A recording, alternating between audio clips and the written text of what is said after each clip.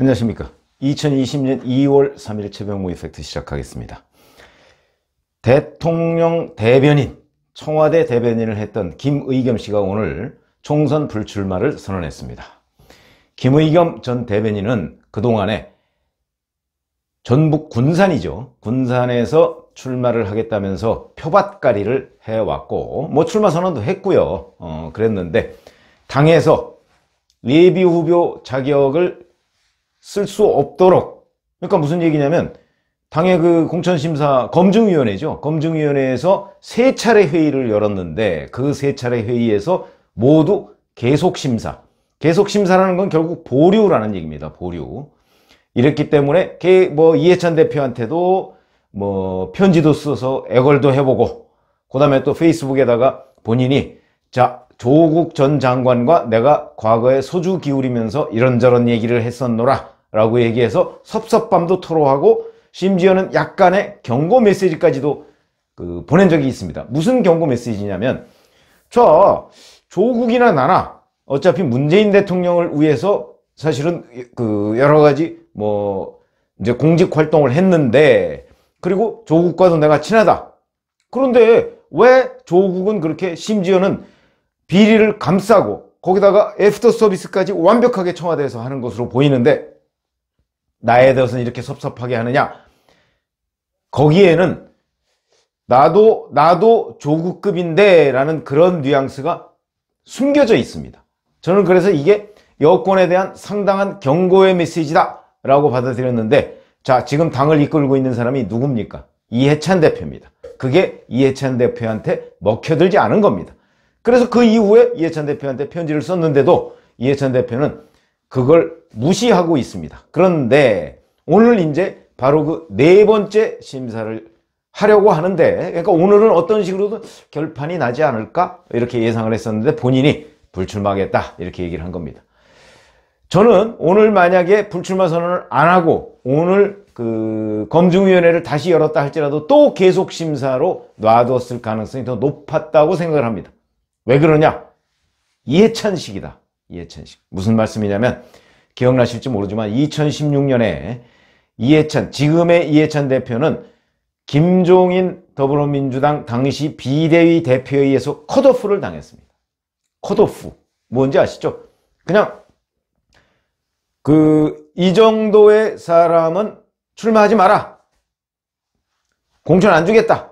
라고 해서 임의로 자르는 건데, 물론 거기에도 나름대로의 기준은 있다고 하지만, 당에 그다지 도움이 안 되는 사람이라든지 이런저런 하여튼 그런 걸 세워서 컷오프를 해버렸습니다. 그 컷오프 대상에 들어갔던 사람입니다. 이해찬 대표가. 그래서 이해찬 대표가 어떻게 했습니까? 컷오프를 당하니까 곧바로 탈당을 했습니다. 세종시에서죠. 세종시에서. 그러니까 당에서는 김종인 비대위 대표한테 여러 기자들이 물었을 거 아닙니까? 어떻게 컷오프를 했습니까? 그러니까 무슨 기준입니까? 라고 하니까 정무적 판단이야. 김종인 대표가 이렇게 얘기를 했습니다. 저는 그 정무적 판단의 범위 내에 당시 그 직전까지 대표였던 문재인 대표의 양해가 있었다고 봅니다. 무슨 얘기냐면, 문재인 대표로서는 이해찬 현 대표, 당시 이해찬 의원이 친노의 좌장으로 불렸지 않습니까? 친노의 좌장이었던 이해찬 의원이 불편했을 가능성이 있다. 그것을 김종인 대표가 사전에 감지하고 차도살인 문재인 대표를 대신해서 이해찬 의원을 잘라준 것이다. 저는 그런 식으로 이해했습니다. 지금도 그렇게 이해하고 있습니다. 왜 그러냐면, 그렇지 않다면 만약에 정말 친노의 좌장이 필요했다, 나의 대선 가도를 위해서 필요했다고 한다면 문재인 대표가 잡았을 겁니다. 그리고 김종인 대표한테 찾아가서라든지 전화를 해서 이건 좀 곤란하지 않습니까? 좀 제고해 주시죠 라고 얘기하면 김종인 대표는 아마 그걸 들어줬을 것입니다. 그러나 그렇게 안 했습니다. 그렇게 안 하던 문재인 대표가 나중에 왜 비례대표 공천파동이 있었죠? 김종인 대표가 몇 번에 가느냐 이 문제 가지고서 친문들이 들썩이니까 본인이 직접 양산에서 서울로 올라와서 김종인 대표를 만난 적도 있습니다. 그런데 이해찬 대표가 당시에 컷오프 됐을 때는 그렇게 하지 않았습니다. 그러면 김의겸 문제와 당시 이해찬 문제가 어떤 차이가 있느냐? 저는 김의겸 전 대변인이 당시 이해찬 의원식으로 당에서 좀 해줬으면 하는 그런 생각을 가지고 있었다고 봅니다. 무슨 얘기냐면 민주당이 공천을 해주겠다고 또는 예비 후보로 뛰게 해주겠다, 최소한도 경선에는 나설 수 있도록 해주겠다고 하면 최선이고, 만약에 그게 안 된다면, 그렇다면 확실하게 정리라도 해주라, 너는 안 돼, 그러면 운신의 폭이 커지죠. 그리고 군산 시민들한테도 할 말이 생깁니다. 무슨 얘기냐면 나는 이렇게 당을 위해서 또는 문재인 대통령을 위해서 충성을 다했는데 당에서 나를 내쳤습니다. 나는 우리 군산 시민의 심판을 받겠습니다. 이러면 지금보다 훨씬 분위기가 좋아집니다. 그래서 당선 가능성까지도 전 내다볼 수 있다고 생각합니다. 아마 김의겸 전 대변인은 그런 걸 노리지 않았을까. 근데 그 수를 이해찬 대표가 저는 충분히 파악하고 있었다, 이렇게 봅니다. 예를 들어서 2016년에 만약에 이해찬 의원을 김종인 대표가 컷오프하지 않고 그냥 뭐 경선을 붙였다든가 아니면 뭐 다른 방식으로 출마하지 못하도록 했으면 오늘날의 이해찬 대표가 있지 않을 것입니다. 그런데 컷오프를 하는 바람에 세종시에 있는 민주당 당원들이 다 이해찬 의원과 가까운 사람들 아닙니까? 그러니까 거기에서 반발 심리가 있었고 결국은 그것이 이해찬 의원을 무소속으로 나왔음에도 불구하고 이해찬 의원을 당선시키는 원동력이 됐다. 그런 판은 안 깔아주겠다. 그래서 이해찬 의원은 그렇게 해서 무소속으로 당선돼서 다시 입당해서 오늘날 대표까지 된 겁니다. 저는 김의겸 전 대변인도 아마 그런 판단을 했을 텐데 이해찬 의원과의 힘겨루기에서, 이해찬 대표와의 힘겨루기에서 밀렸다. 첫 번째, 왜 밀렸느냐. 우선 김의겸 전 대변인이 군산에서 고등학교를 나왔지만 서울에 와서 대학을 다니고 한겨레신문 기자하고 이러면서 군산에 대해서 제대로 관리를 안 한 겁니다. 자신이 없었던 겁니다. 선거에 자신이 없었던 것이죠. 그러다 보니까 과감하게 민주당이라는 울타리를 박차고 나가서 심판받겠다고 얘기할 수가 없는 겁니다. 그거는 지방에서 고등학교를 나왔다 할지라도 서울에 와서 대학교 다니고 뭐 직장 생활하고 그러면서도 끊임없이 지역구에 신경을 쓰고 관리를 하기 전에는 이게 바로 과거와 다른 점입니다. 아무리 그렇더라도 나중에 내려가서 제가 금유환영했습니다, 누굴 찍어주세요 라고 하면 왜 찍어줘야 되는데, 이런 반응이 태반입니다. 그게 과거와 달라진 정치 환경입니다. 무슨 얘기냐면 과거에는 그 지역에서 고등학교 나오고 중고등학교, 초중고등학교 나오고 그리고 서울에 가서 좋은 대학 나오고 좋은 직장 갖고 뭐 상당히 오랜 기간 동안에 활동을 하고 그리고 금유환영을 해서 제가 이번에 어느 당 공천을 받게 됐으니까 저를 찍어주세요 라고 하면 그 부분에 대한 약간의 어떤 호의적 평가가 있었습니다. 그래, 서울 가서 그래도 우리 지역을 위해서 뭐 열심히 뭣도 하고 공부도 잘하고 뭐 직장 생활도 열심히 하고 진짜 기여한 바가 있고 아마 의정 활동을 하면 잘할 거야.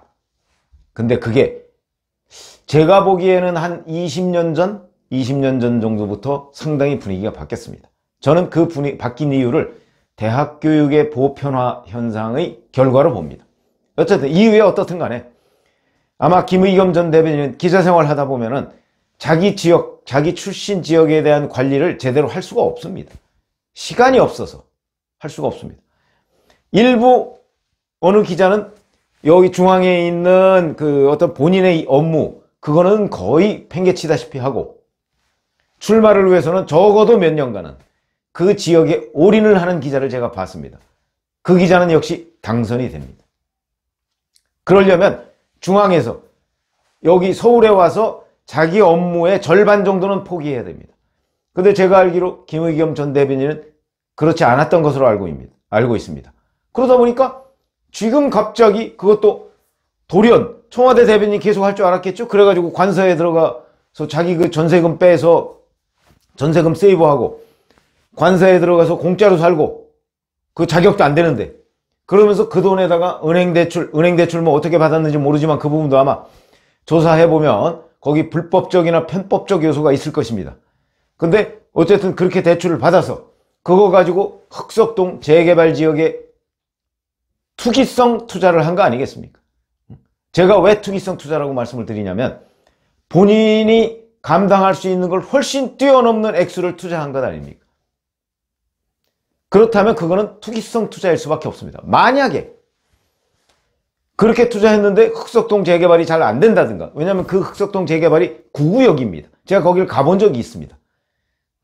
왜 가봤냐면 저는 어떤 사람이 거기 앞으로 괜찮을 거야, 그러니까 거기 지금 있는 집을 팔고 거기로 옮겨서 뭐 일정한 정도 전세살이를 하다가 거기로 옮기면은 괜찮을 거야, 거기 살기도 괜찮고 그 중앙대 옆에, 뭐 이런 얘기를 해서 제가 한번 가봤습니다. 그래서 제가 본 것은 7구역입니다. 7구역은 9구역보다 먼저 그 재개발이 이루어질 수 있는 곳인데 7구역에 갔더니 제가 생각한 데는 좀 너무 비쌌습니다. 이미 그때 김의겸 씨가 투자하기 전에. 그래서 저는 이제 그때 이제 여기 제가 원래 자가가 있는데 이 자가를 팔기도 그렇고 뭐 그래서 이것도 뭐 제대로 팔리지도 않을 것 같고 그래서 그냥 저는 포기하고 말았는데, 그때 제가 7구역에 본 것이, 저는 뭐 서울 서초구에 집이 있습니다.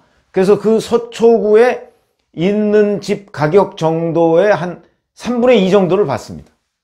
왜냐면 그래야 제가 대출 뭐 이런 거 하지 않고 이 집 팔아서 충분히 가능하고 나머지 조금 돈을 아껴서 뭐 다른 데 투자할 수 있는 상황이었기 때문에, 그래서 그걸 봤는데 그래도 저는 안 했습니다. 물론 저는 뭐 하게 되면 그건 뭐 1가구 1주택에다가 제 돈 가지고 하는 거니까 충분히 할 수 있었음에도 하지 않았는데, 김의겸 전 대변인은 자기 돈이 한 10억 정도밖에 없었는데 거기다가 10억 이상을 자기 돈보다 훨씬 더 많은 액수를 대출을 받아서 그걸로 흑석동 9구역이면 그때 관리처분 인가도 받지 않았을 때입니다. 관리처분 인가라는 게 뭐냐면 관리처분 인가를 구청으로부터 받으면 그때부터는 이제 이건 재개발이 확실시 된다 하는 그런 확신을 가지게 됩니다. 근데 그것도 안 받았을 때이기 때문에 위험부담이 있는데도 불구하고 김의겸 전 대변인은 거기다가 자기가 가진 재산보다 더 많은 액수를 대출을 받아서 투자를 했다. 이거는 투기성 투자다. 제가 그렇게 말씀을 드리는 겁니다. 자기의 능력 범위 내에서 했다면 그 뭐 투자라고 할 수 있겠죠. 그런 점에서 투기성 투자라는 얘기를 하고 있는데, 어찌됐든 간에 자, 그것이 문제가 됐습니다. 그래서 이제 그건 뭐 나중에 본인이 뭐 팔아서 뭐 차익을 기부했다고 하니까 그거야 이제 뭐 좀 반성하고 죄송하다 사죄하면 뭐 그 다음에는 될 일이지. 이제 대출을 받는 과정에서의 불법성 여부는 그건 뭐 별개의 문제지만, 그런데 어찌됐든 간에 자, 그리고 군산에 가서 심판을 받겠다고 했는데 당해서 이렇게 하니까 결국 포기하고 말았던 것인데, 이 포기하고 있었던 그 저간의 사정에 제가 보건대는 이해찬과, 역시 이해찬 대표와 김의겸 전 대변인은 달랐던 것이 아니냐. 정무적 감각도 다르고 그동안의 지역구, 자기 출마 지역에 쏟아부은 열정, 정성도 달랐던 것이고, 결국은 김의겸 전 대변인이 민주당이라는 그 어떤 울타리 속에서 편하게 금배지 한번 달아보려다가 실패한 케이스다. 전체적으로는 이렇게 평가할 수가 있는 것이죠. 그래서 제가 뭐 김의겸 전 대변인 뭐 개인을 어찌 하겠다는 것이 아니고, 이제 정치판 전체의 양상이 한 20년 전과 굉장히 많이 달라졌습니다. 그 달라진 현상에 대해서 정확한 이해가 필요하다. 혹시 시청자분들께서도 뭐 좀 나도 정치 좀 해볼까? 뭐 이런 분들도 좀 계실 텐데, 그러려면 이게 과거와 다른 점은 일찌감치 적어도 몇 년, 1년 이상 그 지역에 가서, 만약에 출향 인사라면 그 지역에 가서 어떤 형식으로든 유권자들과 부딪히지 않으면 좀 어려운 그런 세상에 왔다. 이제 그렇지 않으려면 호남 같은 경우 이제 뭐 민주당, 뭐 영남 같은 경우 한국당에 기대서 정치를 하면 지금보다 훨씬 수월해지는 건 사실입니다. 그래서 김의겸 전 대변인도 약간 좀 뭐라고 할까요? 좀 수월하게 금배지 달려다가 그것이 제동이 걸리는 바람에 오늘날 이렇게 결국 불출마까지 온 것 아니냐. 이렇게 평가를 해서 이게 민주당과 김의겸 전 대변인 사이에 여러 가지 복귀해 볼 만한 사항, 이것들이 많습니다. 그런데 저는 그런 것들이 바로 정치다, 이렇게 봅니다. 그런 점에서 본다면 김의겸 전 대변인이 정치부 기자를 거의 한 적이 없죠. 아마 그런 점과 본인이 뭔가를 해보겠다는 그 의지를 앞세우다가 실패한 것이 아닌가. 그래서 이 정치를 분석하거나 또는 정치를 들여다보고 있는 사람 입장에서는 이번 김의겸 전 대변인 사례가 상당히 좋은 케이스 스터디 감이다 해서 제가 말씀을 드렸습니다. 감사합니다.